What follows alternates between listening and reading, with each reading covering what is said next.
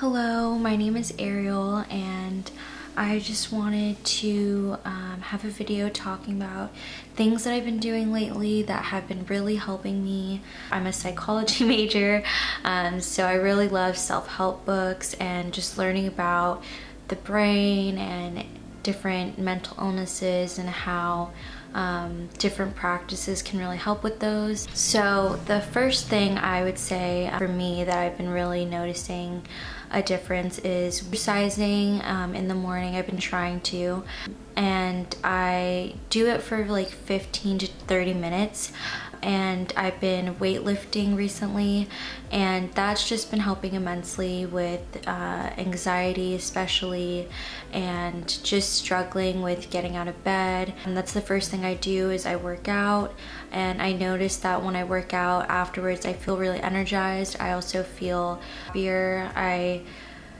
just don't feel like anxious to start the day. I feels like, okay, there's something that I always have to do in the morning. I don't have to think about anything else. I would say the second thing I've been doing a lot recently is also journaling. I used to journal a lot when I was younger. I noticed I only journaled before when I was younger when I was really upset, or when usually it was all about love, and I would journal about like when a guy would break my heart or like when someone would be really mean to me at school, and just like kind of like a gossip journal. It was funny reading those back. Recently I've been trying to, I do journal about like my day-to-day life and things like that still, but journal and more of like an internal journal, like a therapy diary, and that has been really useful. Really easy journal prompts that you can do that were just basically talking about your day-to-day life and like what has made you feel really energized today, what has drained you today, and what's something that like made you happy. And that was really useful because then I can kind of see concretely like what is going on in my life that's really stressing me out, like what's making me really happy. And those are things I don't really usually think about, but it was really useful. My best friend Anna had this app called Daily Bean. It's a digital journal, really easy to do. You just put in your mood, different things you did today, and you can write a little description of what you did, as well as put 3 pictures in the journal, and that has been really nice, so I can track my mood really easily. And it really is really easy and simple, and takes like 5 to 10 minutes to do a day.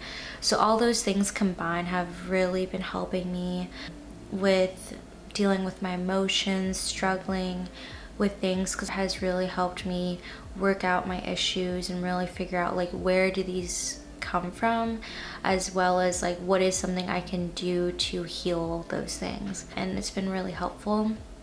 The third thing I would say that has been really helpful as well has been therapy. I went in elementary school because of my childhood. I had a really traumatizing childhood that carried a lot of weight with me. That has really been helping me a lot, just talking about my past and really telling someone else that isn't my friends or family that know me and know my past, but someone who's a professional that can actually create things that can help with that. And as you know, a psychology major, I really believe in therapy. I want to become an art therapist, and I also want to go back into doing art therapy again, because I took a class, and when I was doing art therapy for that class, it was really healing during that time. And that was the beginning of COVID, and I noticed like I wasn't as sad all the time. I wasn't holding a lot of anger. I was just a lot more relaxed, and I definitely do think that made a difference. Go back and looking at the prompts I did and redo them and see the progress I've made since then, because it is been 2 years, 3 years since then, since the beginning of COVID, how I've changed since then. Another thing I would say has been doing art again. I was a studio art minor, doing it for over 10 years now, which is crazy to think about. Yeah, I've been doing it for a very long time, and that has been really healing for me. If I do a house tour, you'll see I have a lot of my art up.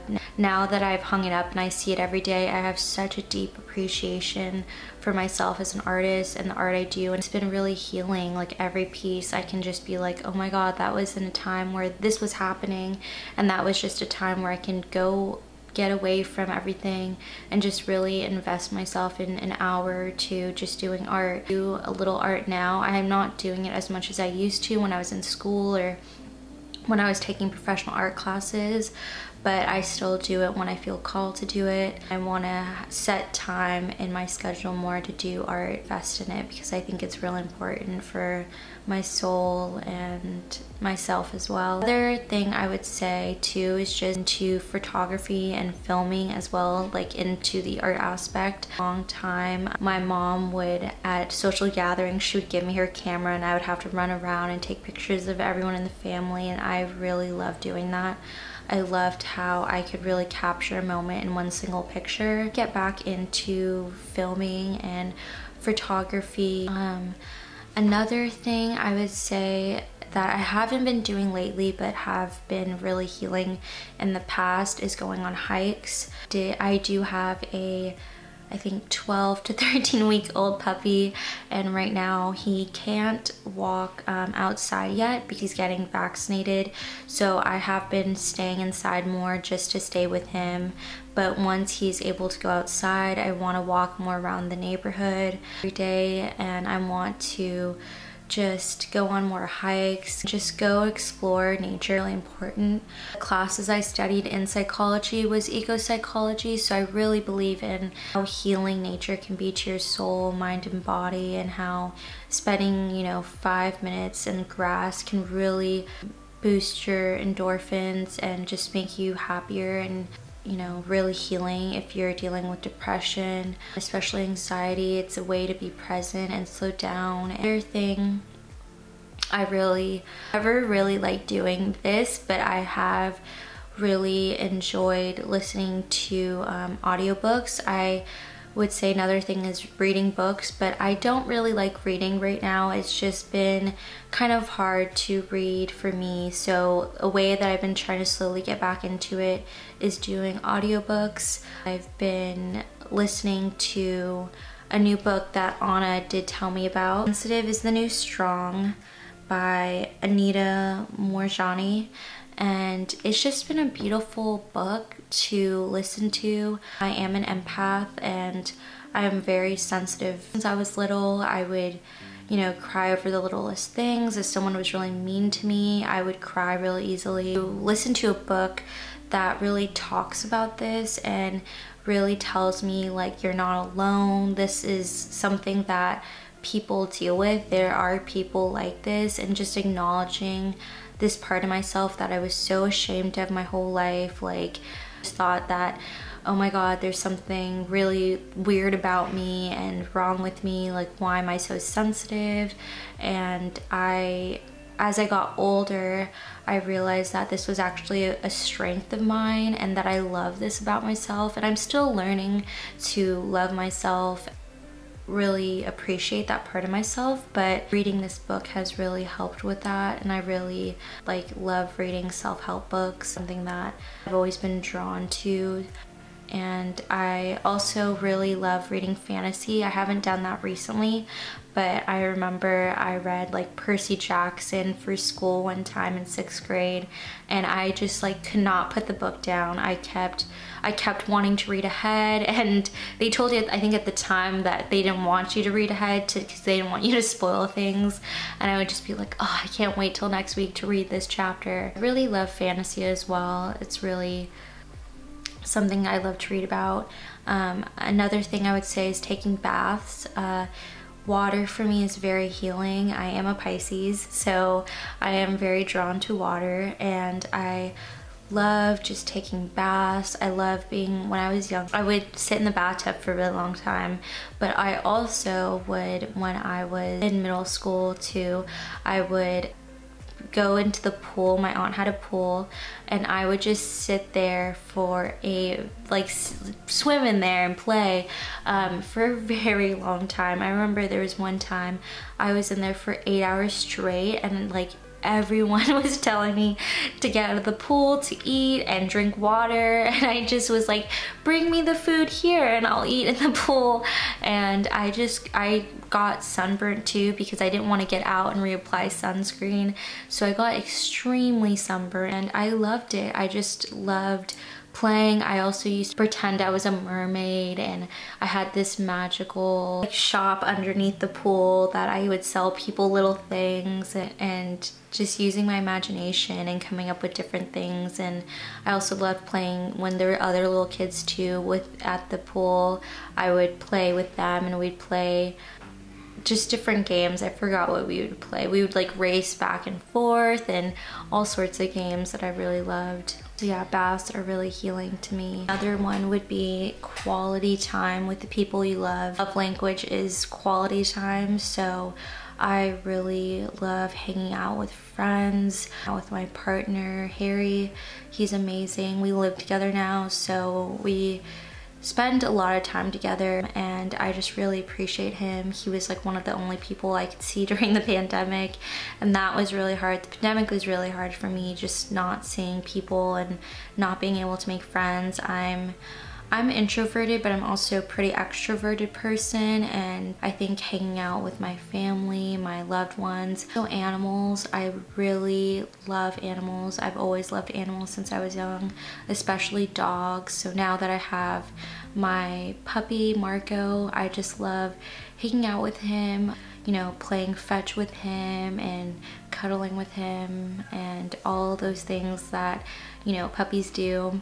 I really love taking pictures of him in all his different sleeping positions. I really think he's really adorable, and I don't know what I would do without him. And Harry as well, and my best friends Anna and Fran, and my mom, my sister, my aunts, my family, and you know, Harry's family. They're just all amazing and all have taught me things and have really made COVID less lonely. Just really connected to those people I have in my life, and just really appreciate them. And you love quality time and sharing meals together. That's like my favorite thing to do with the people I love, is sharing a meal, cooking it together, and then sharing it together, or going out to a restaurant I love to go to and showing that to the people I love. I think that's also very beautiful.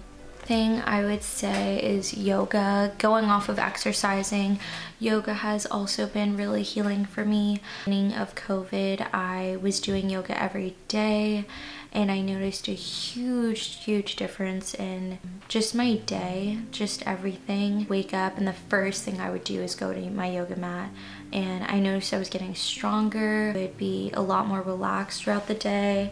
I would have better posture, and I would just feel a lot more calm and kinder as well, because I already met my needs, and I was able to, you know, meet other people's needs and do things for other people really more easily.